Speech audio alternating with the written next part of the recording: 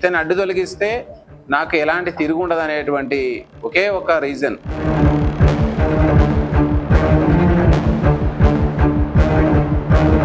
సూర్యాపేట జిల్లా నూతనకల్ మండలం మిర్యాల గ్రామంలో ఇటీవల జరిగిన మాజీ సర్పంచ్ మెంచు చక్రయ్య హత్య కేసులో ప్రధాన సూత్రధారి సొంత అల్లుడేనని పోలీసులు గుర్తించారు.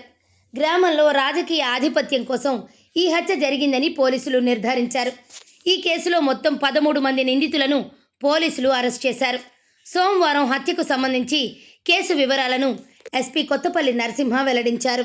ఈ కేసులో మెంచు చక్రయ్య గౌడ్కి మొత్తం 5 కుమార్తెలు ఉంటే 4 కుమార్తెలను ఒకే విలేజ్కి ఇవ్వడం జరిగింది.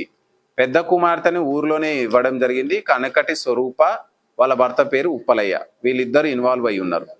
రెండవ కుమార్తె వేరే ఊరికి ఇచ్చినారు, వాళ్ళు ఈ కేసుకి ఎలాంటి సంబంధం లేదు. మూడవ కుమార్తె కనకటి సునీత, వాళ్ళ భర్త పేరు కనకటి వెంకన్న. A1 ఈ ఆధిపత్యం కోసం ఎవరైతే ఈ ప్లాన్లో ప్రధాన ముద్దాయి ఉన్నాడో కనకటి వెంకన్న. అదేవిధంగా చివరి కుమార్తె 5వ కుమార్తె మనకు కనకటి కళ్యాణి, వాళ్ళ భర్త పేరు లింగయ్య. వీళ్ళిద్దరు కూడా ఇన్వాల్వ్, అంటే మొత్తం 3 అల్లుళ్ళు 3 కుమార్తెలు ఇన్వాల్వ్ అయినారు. ఇది ఆస్తి తగాదాల కోసం కాదు, విలేజ్లో తమ యొక్క సుప్రమసీ కొనసాగుతలేదు. ఈవెన్ మేమందరము, ఎందుకంటే కనకటి వెంకన్న అనే అతను గతంలో మండలంలోనే ఒక ఆధిపత్యం చెలాయించినటువంటి వ్యక్తి. విలేజ్కి వచ్చేసరికి వాళ్ళ మామ మెంచు చక్రయ్యదే నడుస్తుంది. ఇతను అడ్డు తొలగిస్తే నాకు ఎలాంటి తిరుగుండదు అనేటువంటి ఒకే ఒక రీజన్. అసలు కథ పోలీసుల వివరాల ప్రకారం మిర్యాల గ్రామానికి చెందిన మెంచు చక్రయ్య గతంలో కాంగ్రెస్ పార్టీ మద్దతుతో సర్పంచ్గా విజయం సాధించారు. అనంతరం బీఆర్ఎస్ అధికారంలోకి వచ్చిన తర్వాత తన 3వ కుమార్తె కనకటి సునీతకు మద్దతు సహకారం ఇచ్చి 2018లో గ్రామ సర్పంచ్గా గెలిపించారు. తర్వాత 2020లో అల్లుడు కనకటి వెంకన్నకు సహకరించి నూతనకల్ PACS చైర్మన్గా ఎన్నిక చేశారు. PACS చైర్మన్ పదవి రావడంతో అల్లుడు బీఆర్ఎస్లో మండల నాయకుడిగా ఎదిగాడు. ఈ నేపథ్యంలో చక్రయ్య వెంకన్న మధ్య పలుమార్లు భేదాభిప్రాయాలు వచ్చాయి. దీంతో చక్రయ్య 2023లో జరిగిన అసెంబ్లీ ఎన్నికలకు ముందు బీఆర్ఎస్ను వీడి తిరిగి కాంగ్రెస్లో చేరాడు. వెంకన్న మాత్రం బీఆర్ఎస్లోనే ఉన్నాడు. ఎన్నికల అనంతరం ఇద్దరి మధ్య గ్రామంలో స్వల్ప ఘర్షణలు చోటు చేసుకున్నాయి.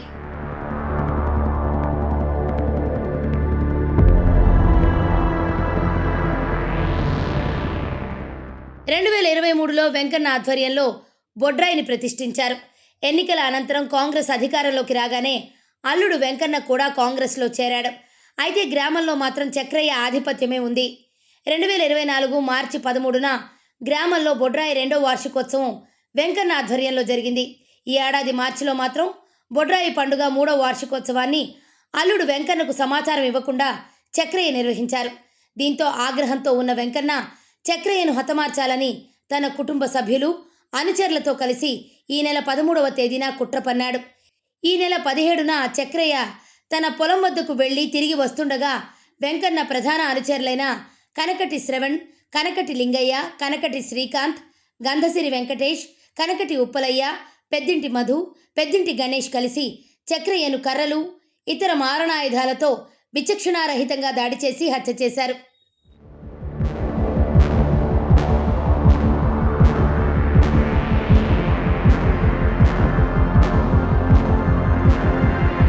హత్యకు సంబంధించి మృతుడు చక్రయ్య కుమార్తె గుణగంటి అనిత ఫిర్యాదు మేరకు పలువురు అనుమానితులపై కేసు నమోదు చేసి దర్యాప్తు ప్రారంభించారు.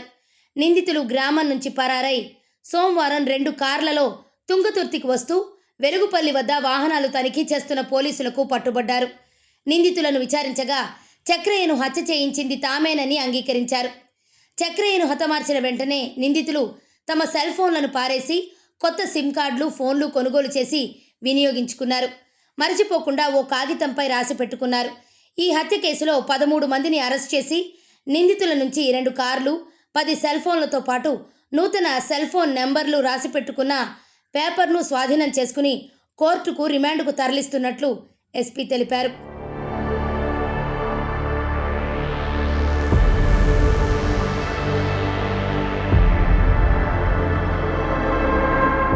ఈ హత్యలో ప్రత్యక్షంగా పాల్గొన్న కనకటి శ్రవణ్, కనకటి లింగయ్య, కనకటి శ్రీకాంత్, గంధసిరి వెంకటేష్, పెద్దింటి మధు, పెద్దింటి గణేష్లు ఇటీవల తుంగతుర్తి కోర్టులో లొంగిపోయారన్నారు. మిర్యాల గ్రామానికి చెందిన పిఎస్సిఎస్ మాజీ చైర్మన్ కనకటి వెంకన్నపై గతంలో అనేక కేసులు ఉన్నాయని, అదేవిధంగా రౌడీ షీట్ ఉందన్నారు. గ్రామంలో వెంకన్న పలువురిని బెదిరించి భూమిని బలవంతంగా తీసుకున్నట్లు తనకు సమాచారం ఉందని, బాధితులు ఫిర్యాదు చేస్తే విచారించి న్యాయం చేస్తామన్నారు. మిర్యాల గ్రామ మాజీ సర్పంచ్ మెంచు చక్రయ్య హత్య కేసు నిందితులు మృతుడి కుటుంబ సభ్యులే కావడం అందరినీ ఆశ్చర్యపరిచింది. చక్రయ్య పెద్ద కుమార్తె కనకటి స్వరూప, ఆమె భర్త ఉప్పలయ్య, కుమారుడు శ్రవణ్, మూడో కుమార్తె కనకటి సునీత, ఆమె భర్త కనకటి వెంకన్న, వారి కుమార్తె శ్రావ్య, ఐదో కుమార్తె కనకటి కళ్యాణి, ఆమె భర్త లింగయ్య, చక్రయ్య పెద్ద కుమార్తె స్వరూప కుమార్తె అనూష, పెద్ద కుమార్తె స్వరూప కుమారుడు శ్రవణ్ ఈ హత్య కేసులో ప్రధాన నిందితులుగా ఉన్నారు. మొత్తానికి ఆధిపత్యం కోసం కూతుళ్లే కన్న తండ్రిని కడతేర్చారు.